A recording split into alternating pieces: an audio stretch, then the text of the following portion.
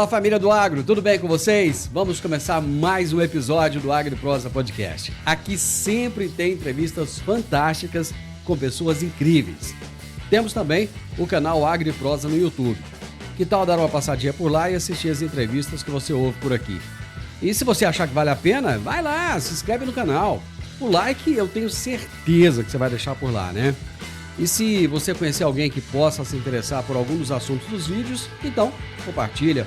Simbora então para mais um AgriProsa Podcast. Antes de começar a nossa entrevista de hoje, eu vou trazer o recado do nosso patrocinador aqui no AgriProsa Podcast. Você está procurando a fazenda dos seus sonhos ou o lugar ideal para expandir os seus negócios no campo? A Rural Urbano Imóveis é a sua melhor escolha em todo o Brasil. Com uma equipe de profissionais altamente qualificados e especializados, a Rural Urbano Imóveis oferece as melhores opções em compra, venda e arrendamento de fazendas. Aqui, cada cliente recebe suporte personalizado para encontrar a propriedade perfeita, com toda a segurança e eficiência que você merece. Não perca mais tempo. Contate hoje mesmo a Rural Urbano Imóveis pelo WhatsApp 64 992 48 27 94 e dê o primeiro passo em direção ao sucesso no agronegócio. Rural Urbano Imóveis, conectando você ao futuro do campo. O meu entrevistado de hoje é Diego Tolentino, pesquisador do CTC da Comigo. E o tema da nossa entrevista será Manejo do Pulgão na cultura do sorgo. Fala, meu amigo Diego, como é que você tá? Tudo bem? E aí, Divino Ronaldo, tudo bem? E com você, tudo certo também? Satisfação estar aqui novamente, trocando mais uma ideia aí sobre esse tema importante aí que ocorre todos os anos aí das produções de sorgo. Pois é, cara, e o sorgo está em alta. Na última sexta-feira, a minha entrevista foi sobre sorgo também, falando a respeito da cultura do sorgo. Isso mostra que a cultura está tomando uma proporção maior, principalmente no estado de Goiás, que é o maior produtor nacional, né? Exatamente. Então, o Goiás como maior produtor e o município de Rio Verde, especificamente, como o maior produtor do Goiás, né? Então, é uma cultura muito importante aqui para a gente, do sudoeste goiano como um todo também. O que fez com que o sorgo tomasse toda essa proporção aqui, Diego? Então, as características dele como grão, né, são bem similares ao milho. Então, ele é facilmente introduzido aí na dieta para produção de rações, né, substituindo o milho. E a vantagem dele seria talvez no fechamento das janelas de produção do milho, onde a gente talvez entraria correndo o risco, né, de semear um milho segunda safra fora da janela. O sorgo entra como alternativa porque ele exige um pouco menos de disponibilidade hídrica, ele tolera um pouco mais essa condições de seca que a gente tem quando a gente semeia um pouco mais tarde. Então ele acaba sendo uma opção interessante quando ele é tratado como uma cultura assim como o milho, né, com investimento em adubação, aplicação de herbicida, inseticida, fungicida.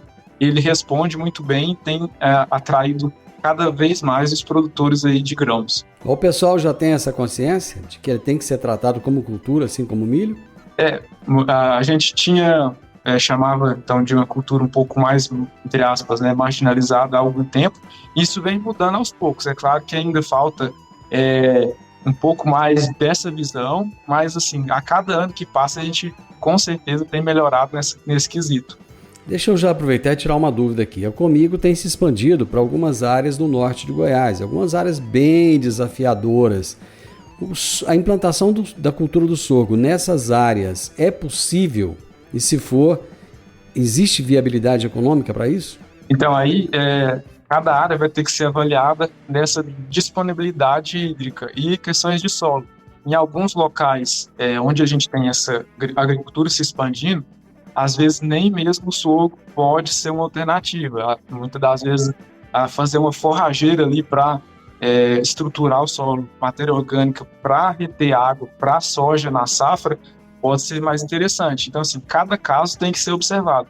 Naquela região específica, quando que corta chuva, como que é a textura de solo, se o sorgo pode ser uma alternativa ou não. Mas é claro que, vamos dizer assim, dentro do meio termo, onde a gente não dá mais para o milho talvez ou não dá para na forrageira, com certeza daria. Nesse intervalo, será que cabe ou não o sorgo? Então a gente tem que avaliar, mas poderia ser, dependendo da situação, alternativa, sim. O sorgo não é muito exigente em relação às questões de solo, né? Então, ou é? Talvez esse é um dos pontos que a gente gostaria de chamar a atenção também quando a gente fala dessa nova visão para a cultura do sorgo. Ele é menos exigente em água, só que ele precisa também de ser adubado tanto quanto ou até mais que o milho em algumas situações, porque ele é bem exigente, mas ele responde também. Então, essa questão de solo é um ponto de atenção. O sorgo ele é exigente também, para responder do jeito que a gente imagina como a produção, assim como o milho. Hoje se fala muito na questão da cigarrinha, dos molicutes, no complexo de enfesamento, né? Isso tem sido uma temática muito importante no milho. E na cultura do sorgo, quais são as principais pragas que limitam o cultivo do sorgo? Então, o pulgão atualmente é a principal praga-chave, sem sombra de dúvidas. Só que até mais ou menos na safra de 2018-19, a gente ainda tinha a lagarta do cartucho como a principal praga da cultura do sorgo. Ela ainda continua sendo importante, esfoliadora, é a mesma que ataca o milho. E só que a partir dessa safra que eu mencionei, esse pulgão ele começou a se desenvolver e atacar as plantas, as lavouras de sorgo, e é figurado como a principal. Só que a gente tem, dentro do complexo de insetos que vão causar prejuízo no sorgo, os mesmos que vêm ali pós-soja, que vão atacar o milho. Por exemplo, percevejo barriga verde, percevejo marrom, que sobra da soja, também podem causar um dano no sorgo. As vaquinhas, né, que são os crisomelídeos ali, vaquinhas brasileirinhas, os metaleiros, que também vão estar lá na soja, vão acabar se alimentando, causando esfolha no milho. E depois vem o pulgão. Aí o pulgão ele vai ficar até no final do desenvolvimento. E temos outros coleópteros, como a larva angorá. Nos últimos anos, esse ano a gente está vendo ela fortemente também aí quando começa a desenvolver o grão do sorgo até no final do desenvolvimento, antes dele ficar seco, ela consegue se alimentar também desse grão. Então é um besouro parecido com as vaquinhas, com os crisomelídeos, é de uma família diferente, mas é bem parecido. E também tem se alimentado do grão. Mas com certeza a praga-chave, o foco sempre do monitoramento vai ser o pulgão do sorgo. É tão díspare assim, a disparidade é tão grande assim? É porque assim, ele é muito agressivo. Se por conta da multiplicação dele ser muito rápida e o dano que ele causa é muito severo, mas se a gente perder a mão, vamos dizer assim, ele pode matar a planta. Então, antes dela emitir a panícula, a gente viu isso bem nos anos ali 2019, 2020, quando a gente não conhecia muito bem sobre ele. O produtor que não fez nenhuma aplicação, não sabia desse pulgão. E ali tinha uma condição ambiental. Ele também é muito dependente das condições ambientais. Um ano que é bom, que tem alta temperatura e baixa umidade, para ele se desenvolver, ele chega a matar a planta antes dela emitir panícula. Então a gente teve ocasiões extremas, é claro, mas teve lavouras comerciais que chegou a ter perda de 100%. Eu ia te perguntar isso agora, né? Quais são os prejuízos econômicos que podem ser ocasionados pelo pulgão? Mas eu acredito que nesse caso aí do 100% seja uma exceção, né? Sim, porque foi quando começou-se, né, essa praga e o produtor não tinha nenhuma noção e não fazia quase que a aplicação de inseticida, não tinha preocupações com inseticida. Então, às vezes o produtor fazia uma aplicação de fungicida bem lá, pouco antes do emborrachamento, e ele nem se preocupava com fazer mais nenhum tipo de monitoramento ali na lavoura e deixava só para colheita. Aí quando ele chegou lá na lavoura, as plantas estavam todas mortas. Isso porque é uma condição também que foi a condição ambiental era muito propícia para a multiplicação desse pulgão. Mas hoje em dia, se as condições ambientais forem adequadas e o produtor não entrar, pode ser que ocorra novamente essa perda de 100% em determinada lavoura. Mas só para você ter uma ideia assim, de forma geral, os trabalhos que a gente faz no CTC, onde a gente tem a testemunha, que é onde a gente não aplica nada nesse tratamento. O pulgão se desenvolve e debilita bastante a planta, e em comparação onde a gente faz um manejo adequado, facilmente a gente pega ali perdas de 65%, 67%, às vezes até 70%. Então, isso pode ocorrer de forma frequente. 100% é mais difícil, mas 70% é muito grande, é uma perda. O que ocasionou, Diego, a migração do pulgão da cultura da cana-de-açúcar para o sorgo?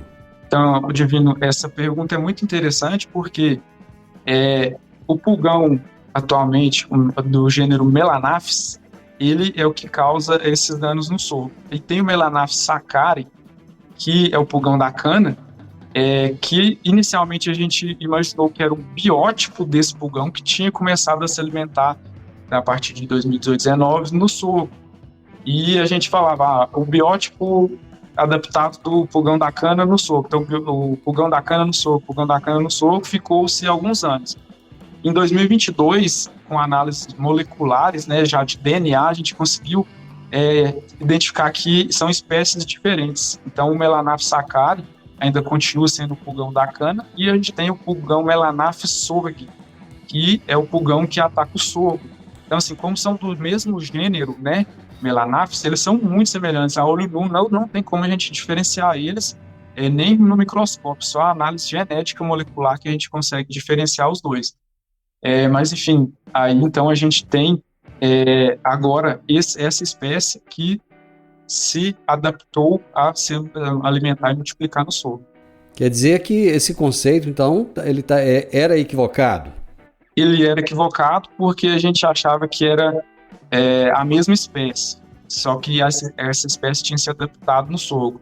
Só que agora a gente descobriu que é uma espécie diferente, que começou a se desenvolver no solo. Essa espécie, a Melanaphis sorgi, ela já é conhecida anteriormente, só que se alimentando de outros cereais, de outras gramíneas, melhor dizendo, e inclusive já tinha um registro dele se alimentando no solo, mas não com esse potencial de multiplicação. Então, essa espécie que se adaptou a se alimentar de forma mais agressiva no solo.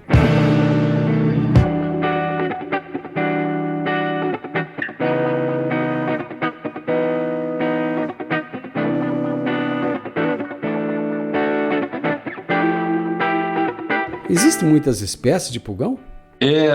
Divino Ronaldo, existem muitas, eu não sei dizer se centenas ou milhares, eu me arrisco a dizer que tem milhares. Para vocês terem uma ideia, o lá na couve, a gente vê o piolho que a gente chama, aquilo é um pulgão também. Então tem espécie que vai na couve, tem outra espécie que vai nos citros, tem espécies no trigo, espécies no milho.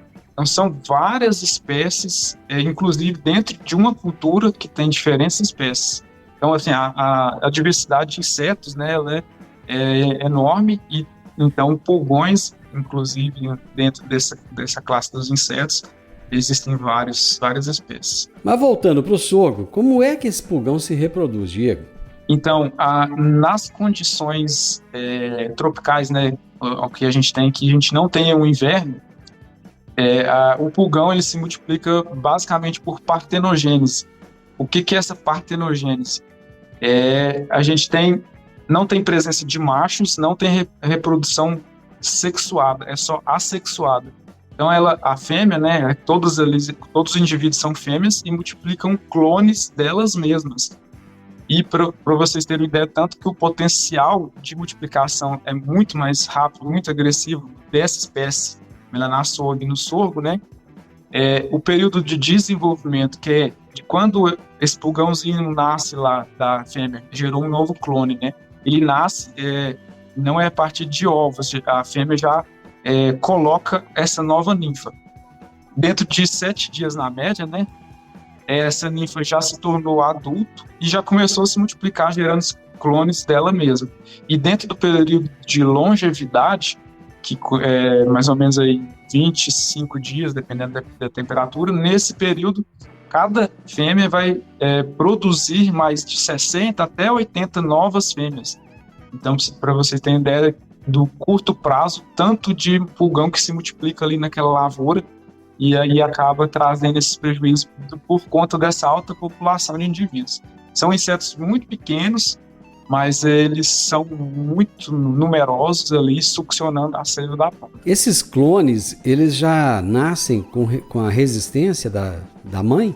Então, quando a gente fala clone é porque não tem a introdução do material genético do macho, né? Então, quando tem o cruzamento, aí pega metade de cada um e do macho e da fêmea. Inclusive, quando tem cruzamento, pode ser que nessa junção de DNA tem até produção de indivíduos resistentes a inseticidas, resistentes a plantas que têm a resistência. Então, nesse caso delas gerando um clone, no ponto de vista, por exemplo, de gerar indivíduos que sejam resistentes a inseticidas, é até menor. É claro que ainda existe a possibilidade da gente ficar aplicando o mesmo inseticida ali, vai selecionar populações que depois do inseticida não vai controlar. Só que como o clone, o DNA é igual dessa que se multiplica, a chance de ter um indivíduo diferente ali é um pouco menor. Como? Mas é isso mesmo, ela produz um descendente com o mesmo DNA idêntico ao dela, por isso que a gente chama de clone, né? Na verdade, essa denominação é dentro do meio científico ali que estuda especificamente os afídeos, né? Que são os pulgões. Dentro da partenogênese. Com essa disseminação do sorgo, esse aumento da produção, tem surgido novos produtos para ajudar no controle? Então, a cultura do sorgo ela ainda é um pouco carente nessa parte de registros, né? Existem produtos e moléculas que a gente já conhece, que têm eficiência, são bons produtos para o manejo desse pulgão no sorgo, só que até hoje nenhum deles tem um registro especificamente para o pulgão Melanaph sorgi. Temos produtos alternativos do produtor, tem produtos que têm registro para o sorgo, sim, pode usar na cultura do sorgo, só que o alvo é lagarto cartucho, é o barriga verde, ou então é outro pulgão, que é o Rhopalosifum aedes, que é o pulgão do milho, que ele não causa tantos problemas no sorgo, mas ele é presente e tem registro. Mas a gente crê que cada vez mais, assim como essa filosofia do produtor já encarar a cultura do sorgo como uma cultura de alto potencial de investimento, que as empresas também que produzem os produtos, os insumos, aí, os inseticidas, enfim, se voltem para esse mercado e também comecem a registrar os produtos especificamente para esse pulgão do sorgo. Bom, você falou aí de diversas espécies de pulgão. Ele tem características diferentes dos demais, não é tudo igual? Isso, exatamente. Falando então sobre o nosso tema principal, o pulgão Melanaph sorgi, vamos identificar ele. É aquele pulgão que ele é uma coloração bege amarelado, a gente chama muito de forma popular o pulgão amarelo do sorgo. Esse que é o Melanaph sorgi, que ele tem esse potencial de se desenvolver muito rápido e causa esses grandes danos. E normalmente ele vai aparecer quando quase na época de emborrachamento do sorgo que a gente fala, quase na mudança ali do estágio vegetativo para o reprodutivo. E ele vai continuar ali se multiplicando a planta de sorgo até no final do ciclo. Temos também o Rhopalosifum aedes, que é o pulgão do milho, que também vai ocorrer no sorgo.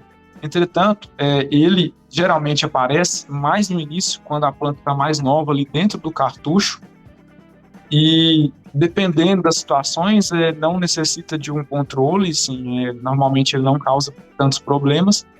E depois, lá no final, quando a panícula está enchendo de grãos,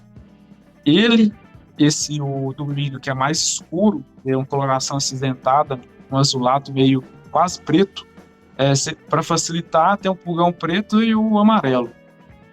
Aí, o preto do milho, que é menos danoso no início, depois ele pode se juntar, ocorrer de forma simultânea lá na panícula junto com o pulgão do sorgo, o amarelo, que é o mais danoso, e aí sim, os dois lá junto na panícula vão causar problemas porque eles vão começar a excretar uma solução açucarada lá que eles sugam, né, do floema da planta, cheio de açúcares, e eles não aproveitam muito desse floema, dessa seiva, acabam excretando, inclusive, nas folhas, e viram a gente fala até vulgarmente uma mela ali, dificultando inclusive até a colheita desses grãos, a colheita mecanizada.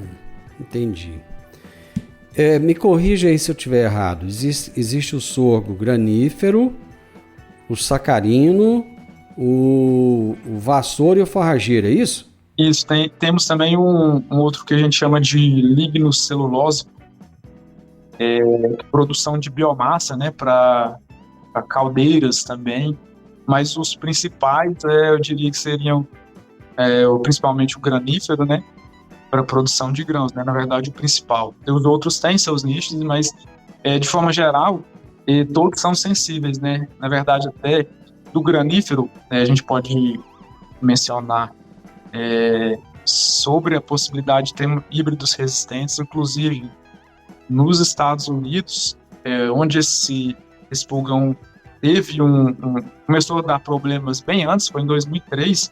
Hoje lá já tem sorgo granífero, produção de grãos, que tem resistência a esse pulgão. É uma resistência do tipo tolerância. Dentro da classificação lá dos tipos de resistência de plantas a insetos, basicamente esse pulgão ele não vai conseguir se desenvolver muito, igual eu mencionei, esse potencial de formar grandes colônias nesse sorgo resistente, e essa baixa população o sorgo tolera. Então, uma ferramenta muito importante lá nos Estados Unidos, então tem sorgo tolerante a esse pulgão, e aqui no Brasil a gente já tem alguns híbridos lançados que têm essa tolerância, inclusive a gente já trabalhou com alguns deles, só que ele ainda aqui no Brasil tem um potencial produtivo menor. Lá nos Estados Unidos eles já conseguiram híbridos que produzem bastante e são tolerantes. Aqui, até então, os híbridos que eu tenho conhecimento, que eu já trabalhei, ele tem um potencial produtivo bem inferior a um sensível. Então compensa mais você fazer o controle do pulgão no sensível, que ele vai produzir bem mais do que o outro que tem essa resistência de forma natural sem aplicar o inseticida. Além de sugar a seiva, você disse aí que ele vai lá, suga a seiva, rapidão ele pode matar a planta, ele pode transmitir algum vírus ou não?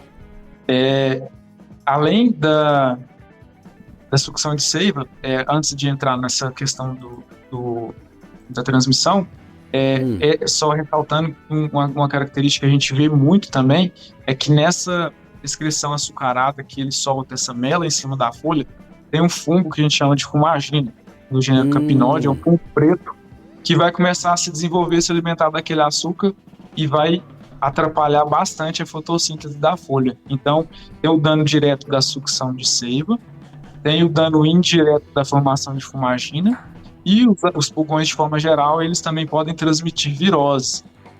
Algumas viroses mais importantes, assim, que já são relatadas de ocorrência no sorgo, são transmitidos um mosaico, por exemplo, pelo pulgão do milho, o Rhopalosifum maiz. Só que é uma doença que até hoje a gente não tem uma importância grande na cultura. Ela não traz prejuízos significativos a ponto de a gente precisar manejar esse pulgão por conta da virose.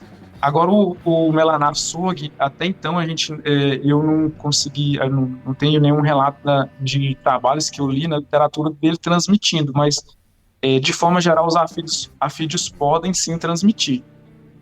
Aí vem a questão, se ele conseguir transmitir, né, é pior ainda, porque a gente pensar ali, a gente tem que manejar ele em baixas populações, porque se a população ficar muito alta, ele chega a matar a planta, só o pulgão mesmo, sem a virose.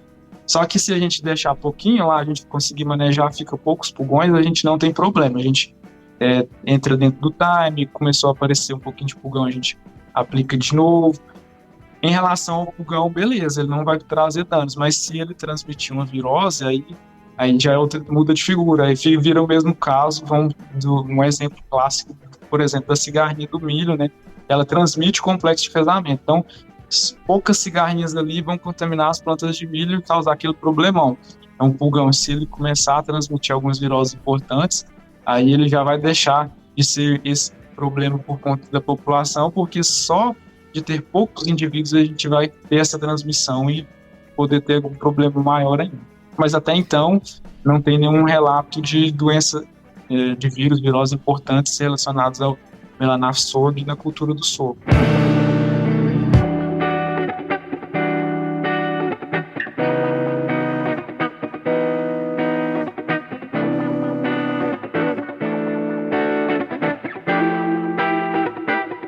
como é que deve ser feito o monitoramento desses pulgões?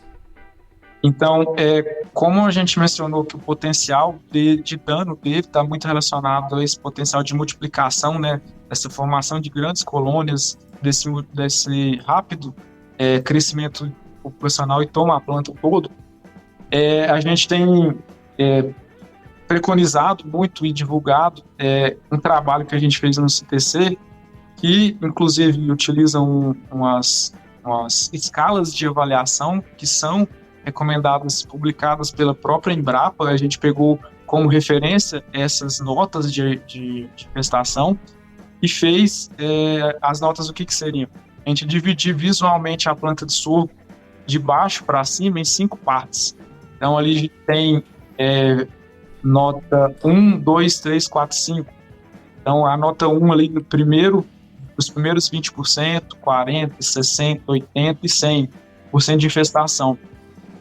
E a gente fez os trabalhos lá, a gente faz verificando o quanto que eu perco de produção se eu atrasar na entrada de acordo com essa infestação. Então, tem uma área lá onde tem os tratamentos, aí eu faço aplicação com 0, com 20%, aí outra eu espero 40%, espero 60%, espero 80%, e eu consigo medir o quanto eu atrasar nessa entrada, o quanto que eu tenho de perdas. Então, a gente monta um gráfico, né, que a gente... inclusive falando sobre esses resultados, a gente tem lá no início, quando a gente faz a aplicação até os 20%, lá no alto do gráfico a gente observar, ele vai estar em cima a produção, e a partir dos 40% ele desce quase que de forma linear essa produtividade, ou seja, a gente deixa passar do 20 por 40, a gente já perdeu um pouco, do 40 por 60 mais até chegar naqueles 67%, 70% se a gente não manejar ele. E o que seria esses 20% dessa nota 1? Geralmente é ali mesmo nessa primeira fase ali que ele aparece, antes do enborrachamento, na troca do vegetativo por reprodutivo, a infestação vai começar no bacheiro.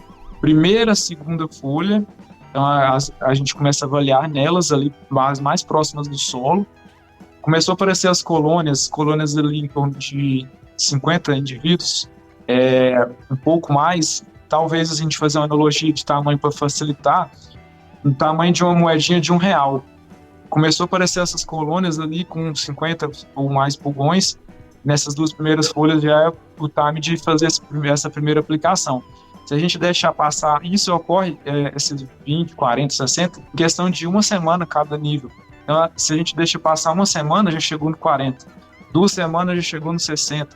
Então é muito rápido. Então a gente, quanto antes ver essas primeiras colônias, já é necessário fazer a primeira aplicação. E depois disso, a gente vai monitorando a planta como um todo, porque aí, quando essa planta já emite a panícula, o cacho, ele já vai estar começando a ficar mais distribuído. Você já fez o controle daquela primeira aplicação lá no bacheiro, e já tem pulgão começando a aparecer de novo no restante da planta.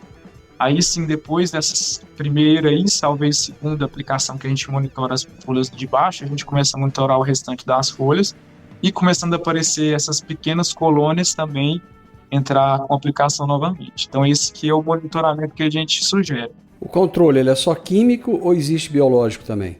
Infelizmente, hoje a gente não tem um produto biológico que a gente verifica uma eficiência boa para o controle do pulgão. A gente tem os produtos químicos, igual eu mencionei lá no início, né, que tem registro para outras pragas na cultura do sorgo. Então tem registro para o sorgo, a gente tem essa opção de utilizá-los. Existem, e o que a gente pode pensar do ponto de vista de controle biológico, é tentar preconizar os produtos químicos que são mais seletivos. O que são mais seletivos? Eles vão controlar mais a praga e interferir menos nos outros insetos benéficos que são controle biológico natural do pulgão.